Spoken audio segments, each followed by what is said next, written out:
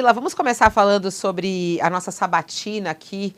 É muito importante, né, esse momento, a gente como a gente defende tanta democracia e fala disso, a importância da participação dos presidenciáveis em sabatinas como essa, para que eles possam trazer ao público os seus pensamentos em relação a vários assuntos. Tivemos uma hora de conversa com a senadora Simone Tebet, no qual ela falou de uma série de questões. Achei interessante o ponto de vista dela em relação à vaga de vice, né? Muita gente fala, porque seria uma ótima vice. Ela falou, não vou ser candidata a vice. Ela já abriu mão disso, não vai ser de qualquer maneira, mesmo que os partidos que ela está alinhada neste momento, né? Vamos relembrar aqui, União Brasil, ela é do MDB, PSDB e Cidadania vão escolher um único candidato para disputar. Esse anúncio será no dia 18 de maio. Ela falou, olha, eu não vou ser vice. Ou vou ser cabeça de chapa ou estou fora. Concorre com ela João Dória e também o Luciano Bivar, que foi apresentado em relação a isso. O que você acha dessa fala dela, hein, Vila, dizendo, olha, vice não?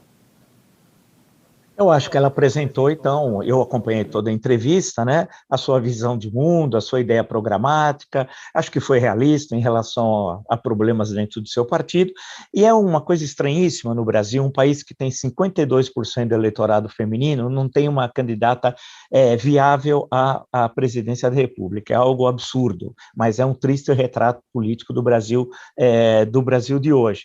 Então, ela, claro, colocou a questão de ser cabeça de chapa, porque muitas vezes é desagradável dizer isso, mas é uma realidade, a vice-presidência fica uma coisa para adornar a chapa, né? E ela deixou claro que não vai querer exercer esse papel, esse triste papel, e quer ser cabeça de chapa, tem a sua experiência política, apresentou durante a entrevista, defendeu seus pontos de vista, parece que está bem afiada, né? E isso significa que vamos ver como é que é a tal terceira via, lembrando que há já uma terceira via que não está nesse processo, que é Ciro Gomes, né?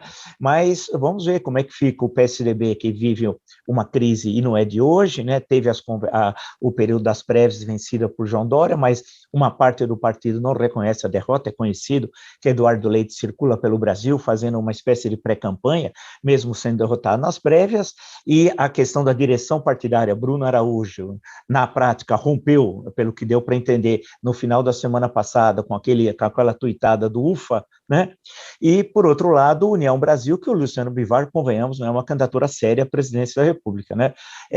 Inclusive porque ele não só é desconhecido, como ele não tem o que chamaria antigamente um estofo, né, um background para ser candidato a presidente da República Federativa do Brasil.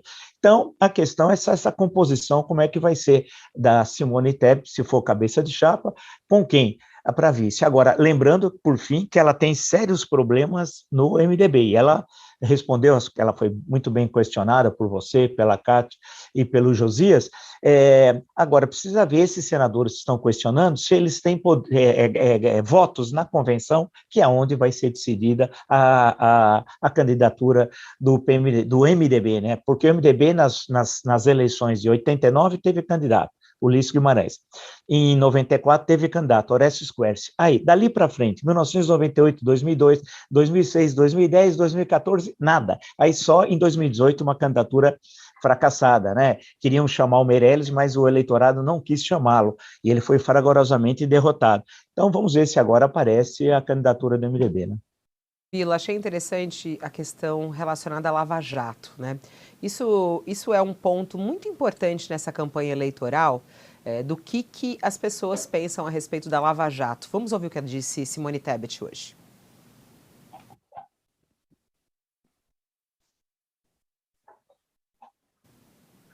Não vejo o ministro Sérgio Moro como suspeito. Eu não fico nem a favor nem contra a questão da Lava Jato. Primeiro que a Lava Jato cumpriu um papel muito importante. Não fica em cima do muro. Não, mas me deixa eu responder, Fabíola, eu vou responder.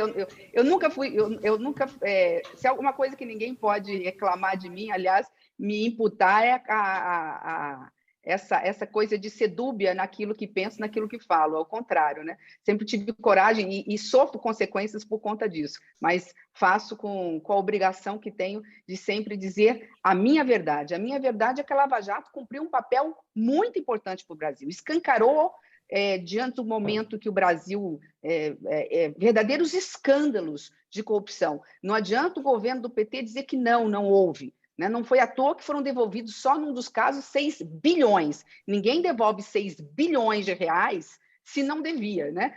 Se pertencia a si próprio. Então, houve, sim, o Petrolão, antes dele o Mensalão. A questão da Lava Jato, por isso que não dá para ficar nem de um lado nem do outro. A Lava Jato é importante, é um nome, é apenas um símbolo que se deu às investigações de denúncias gravíssimas do Poder Judiciário, que, a meu ver, tem que continuar. Uma das questões, uma das razões da política ser má vista pela população brasileira é essa sensação constante de impunidade. Isso tem que acabar no Brasil, mas Cortou aí, a gente pegou um trechinho para quem quiser acompanhar inteiro, né?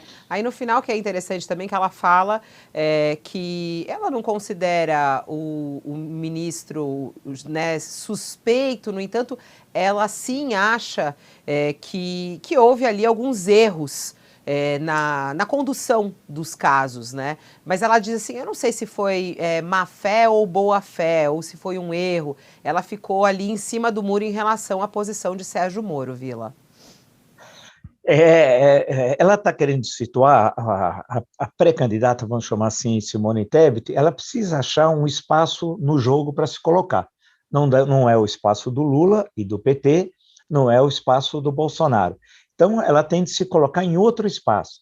E aí é tentar capitalizar, presumo que seja isso que ela pense, capitalizar ainda aquele espírito da Lava Jato, que uma parte do eleitorado concorda com isso, tendo em vista, inclusive, a pontuação de Sérgio Moro nessas pesquisas, que não é mais candidato a presidente, registre-se, mas, ao mesmo tempo, tem questões que envolvem o próprio partido da possível pré-candidata, que são as questões, por exemplo, envolvendo o ex-presidente Michel Temer, né, chegou a ser preso, e, como foi bem destacado em certo momento da entrevista pelo Josias, os 51 milhões de reais lá no apartamento vazio, numa sala lá em Salvador, naquelas caixas, eram 7 caixas, se não me engano. Então, é uma questão que você tem de manter um equilíbrio, tal, político, mas ela fala que uma parte do eleitorado gostaria de ouvir, ou seja, elogia a Lava Jato, fala que o dinheiro foi devolvido, mas também diz que houve alguns excessos, alguns exageros, e dessa forma tem uma relação equilibrada no discurso, né? A questão do que foi a Lava Jato, aí ficaríamos aqui o dia inteiro conversando, o seu significado, se existe paralelo com as mãos limpas na Itália ou não, e por aí vai. Mas a postura dela é essa, e tentando compreender nesse xadrez aí sucessório, né, como é que ela tem de se posicionar, né, para não ficar nem próximo ao pensamento do PT e do Lula, e nem do extremismo nazifascista do Bolsonaro.